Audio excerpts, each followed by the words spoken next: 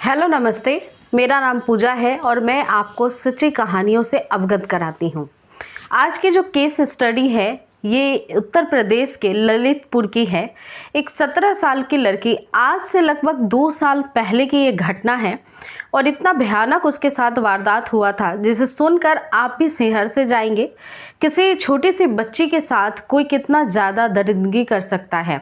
लगभग 11 वर्ष की जब वो बड़ी हो रही थी, कक्षा 6 में पढ़ती थी, तब उसके साथ इस तरह की गलत गंदगी उसी के घर में सबसे पहले उसके पिता के द्वारा ही शुरू हो गई थी।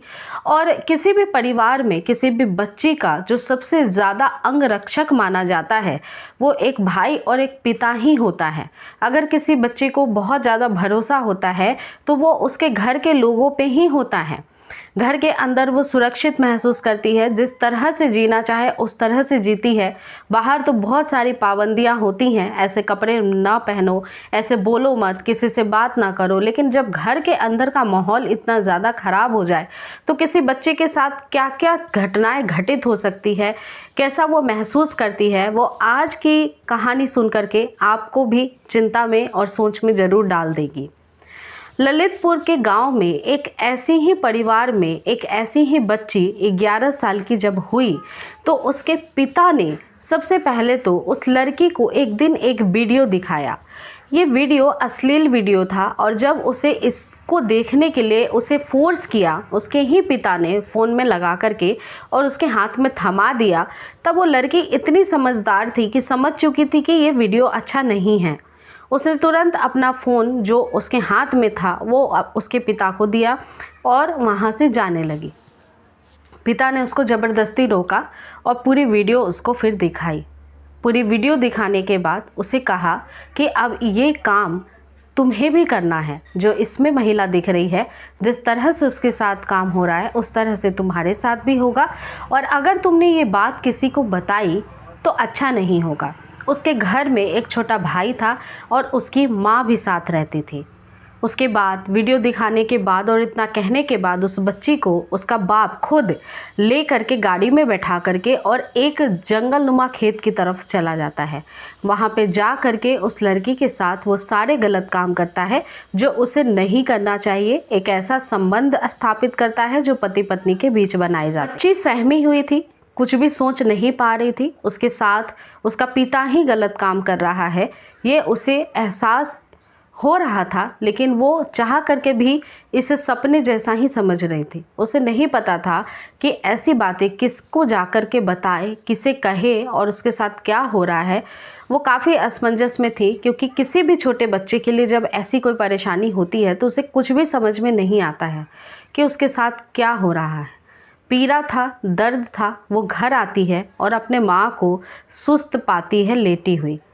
दरअसल उसका बाप जब इस घिनौने काम को अंजाम दे रहा था तो उसकी माँ को भी कुछ नशीली चीज़ें खिला करके गया था ताकि उसकी माँ को पता न लग पाए कि उसकी बेटी के साथ क्या हो रहा है।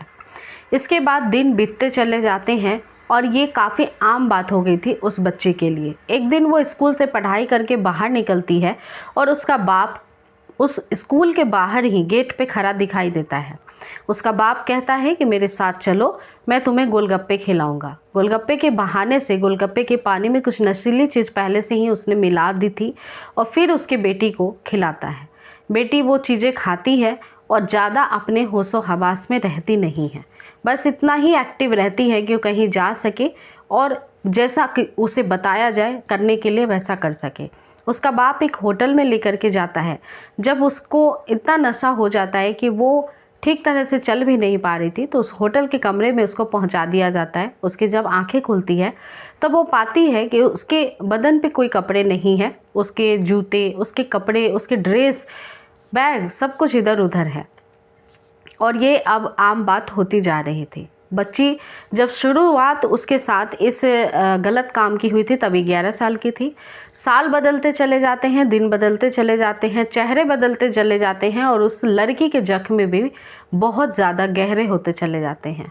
अब उसके बाप के लिए काफ़ी ज़्यादा आम बात थी कि उसे नई नई जगहों पे ले जाना और नए नए आदमियों के हवाले कर देना।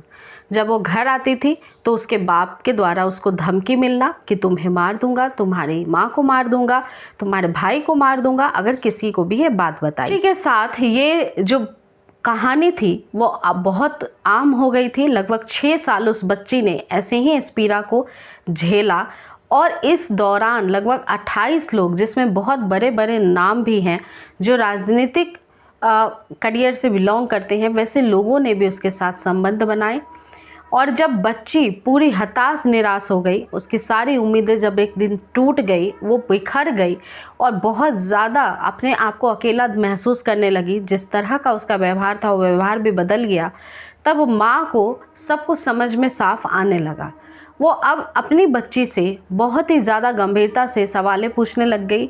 वो हमेशा अपनी बच्ची से पूछती थी लेकिन वो बताती नहीं थी डर के मारे, लेकिन इस बार उसकी माँ ने ठान लिया था कि अब मेरी बेटी से मैं पूछ के ही रहूँगी कि उसके साथ क्या क्या कहानी हो रही है, वो क्यों इस तरह का व्यवहार कर रही है, किसी से बात नहीं करती है, बहुत उदास रहती है और दिन ब दिन जो है वो उसका शरीर भी ढलता चला जा रहा है।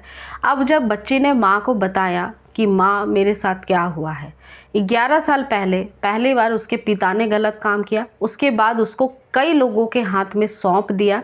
जब ये बात उसने अपने भाई को बताना सही समझा, उसके घर में ही उसके ताऊ का लड़का था, तो उस लड़के ने भी गलत काम किया। फिर उसके 3 चाचा को भी उसने ये बात बताने की कोशिश की, उन लोगों ने भी उसके साथ गलत काम किया। फिर ऐसा करते करते 28 से ज़्यादा लोग जब उसके साथ गलत काम इन 6 साल के दौरान करते चले आ रहे थे, तब ये जो समय था, ये जो दिन था जिस दिन वो अपनी माँ को बता रही थी, ये दिन था 12 अक्टूबर का। उस दिन उसकी माँ जब ये सारी बातें सुनती हैं, उनके पैर से ज़मीन खिसक जाती हैं। वो अपनी बेटी को तुरंत लेकर के नज़दीकी पुलिस थाने पहुँचती हैं।